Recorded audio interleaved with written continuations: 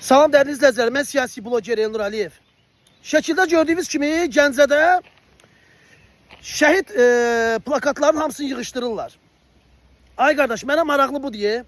Gəncədə bir kişi yoxdurmu ki, çıxa bunların qarşısına deyə ki, mən kişiyəm. Və yaxud da ki, şəhid ailələri Gəncədə hara baxırlar? Nəyin peşindəsiz? Ay şəhid ailələri. Balalarımızın şəkillərini, plakatlarını qoyduqları yerdən yığışdırır bu diktator İlham Əliyev. Hə? Sizlərdən ötəri balalarımız getdi, canından, qanından keçdi. Hətta o balalarınızın bugünə kimi siz pullarını yiyirsiniz. Utanmırsınız siz. Çıxın şəhid anaları, çıxın şəhid valideynləri. Balanızın haqqını tələb eləyin də. Ayıb deyil mi bu? Hə? Bəsdirin də bu qədər olmaz ki, gözəl insanlar. Bir kişi yoxdur o Gəncədə. Çıxa deyə ki, mən kişiyəm.